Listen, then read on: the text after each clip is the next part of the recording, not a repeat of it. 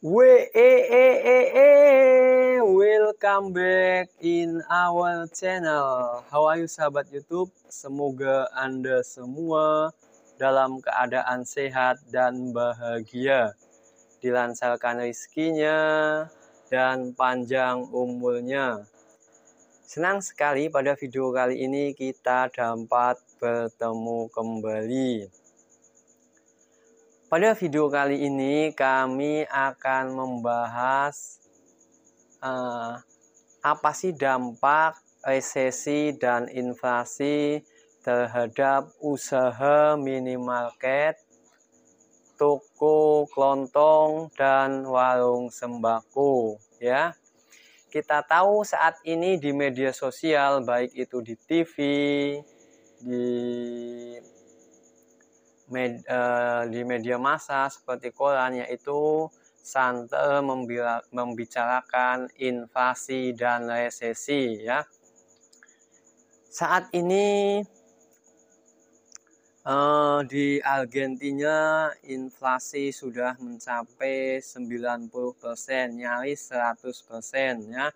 Di negara Amerika sendiri ya, negara adidaya, itu inflasi sudah mencapai 9% ya. Kabar baiknya untuk di Indonesia masih cukup aman karena tingkat inflasinya masih di angka 4%.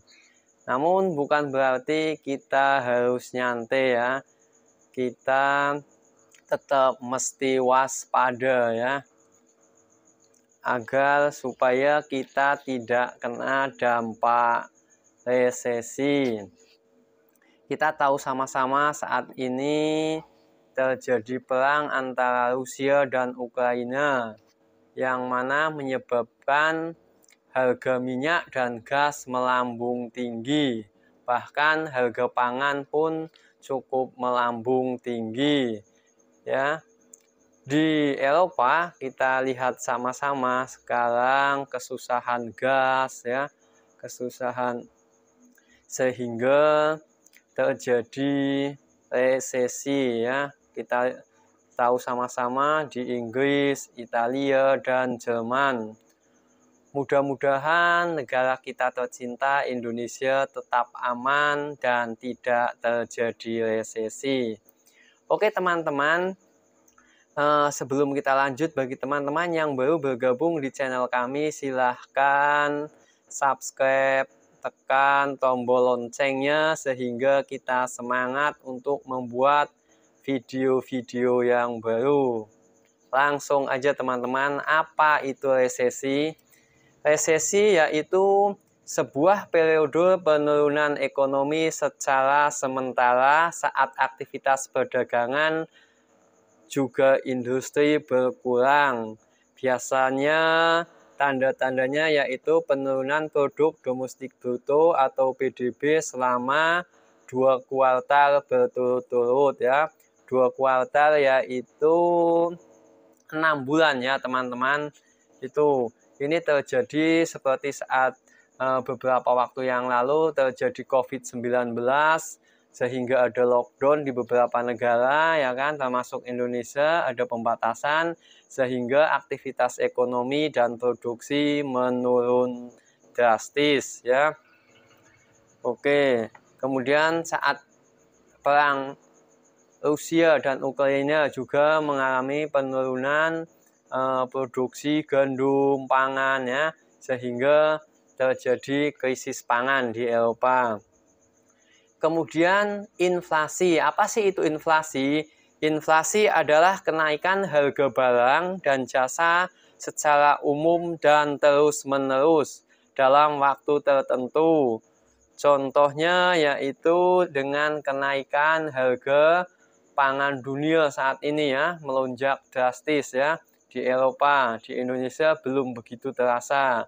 Kemudian harga gas ya, di Eropa itu dipangkas sama Rusia, sehingga beberapa negara NATO ya, termasuk Italia, Jerman ya, Inggris, Prancis ya kan, mereka kekurangan pasokan gas ya. Sementara saat ini di sana sebentar lagi akan terjadi musim dingin, sehingga sangat membahayakan sekali teman-teman ya. Kemudian 5 hal yang harus Anda persiapkan untuk menghadapi resesi ya, supaya kita tidak terdampak. Kita berdoa sama-sama mudah-mudahan Indonesia tidak terkena resesi. Tapi seandainya terjadi pun kita tidak terlalu terdampak ya. Apa sih 5 hal tersebut? Number one ya, nomor uno, jangan panik ya, no panic ya, be calm ya, tetap tenang, sabar dan fokus ya. Karena kalau Anda panik, biasanya kita tidak akan bisa berpikir secara jernih. Oke, nomor two ya, nomor dua ya, Anda dapat melakukan refinancing ya, atau bayar utang-utang Anda ya, utang-utang yang dengan bunga tinggi ya. Segera lakukan pembayaran sehingga ketika terjadi inflasi ya atau resesi, Anda tidak terbebani dengan bunga bank yang melonjak sangat tinggi. Oke, segera lakukan pelunasan. Oh my god. Number 3 ya. Number 3, emergency fund ya. Jadi ketika saat-saat normal seharusnya Anda sudah jauh-jauh hari menyediakan emergency fund ya. Bisa melalui tabungan emas atau deposito ya. Jadi ketika terjadi inflasi, Anda bisa cairkan itu ya. Kemudian berhemat ya. Kurangi pos-pos yang tidak perlu ya, jangan hambur-hamburkan uang Anda untuk hal yang tidak penting. Berhemat dulu lah ya, nanti ketika inflasi terjadi ya, resesi Anda aman. Kemudian number 5, Anda harus pegang cash. Why? Cash is the king ya. Jadi jika Anda memegang uang cash ya, Anda aman ya. Anda bisa cairkan dulu tabungan saham Anda ya sebelum harganya terus merosot ya. Jualah segera ya. Nanti kalau udah harganya murah di bottom, Anda bisa beli lagi atau Anda bisa cairkan tabungan deposito Anda ya.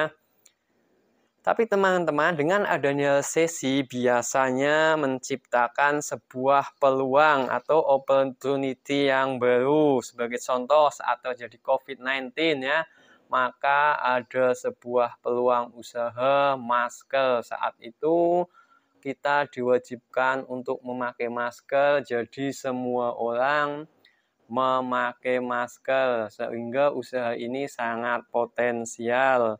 Kemudian baru-baru ini yaitu krisis minyak goreng ya. Di saat krisis minyak goreng sangat susah kita mencari minyak goreng ya. Karena kebutuhan minyak sangat tinggi, maka harganya akan naik ya, itulah inflasi. Nah, di sana tercipta sebuah peluang sehingga saat ini banyak merek minyak-minyak yang baru bermunculan. Sebagai contoh, minyak kita ya, harganya cukup ekonomis ya, 14.000 sudah kemasan seperti itu ya. Namun sayang ya, pemerintah masih terlalu berpihak kepada taipan ya, pemegang usaha besar seperti Sinarmas, Gudang Garam, Sampurna ya, yang menguasai lahan sawit dan mempunyai pabrik-pabrik sawit. Sementara para petani kita ya, itu belum menikmati dengan harga minyak yang tinggi ya. Mereka masih dipermainkan oleh para taipan ya, sehingga petani kita belum merasakan manisnya harga minyak yang tinggi di dunia saat ini ya. Kita berharap sama-sama semoga pemerintah merubah kebijaksanaannya ya, lebih pro ke wong cilik ya. Kita sebagai warga ya dan UMKM diperhatikan oleh pemerintah, ya. Demikian, oke. Kemudian dengan adanya krisis ini banyak orang sukses yang lahir karena krisis dan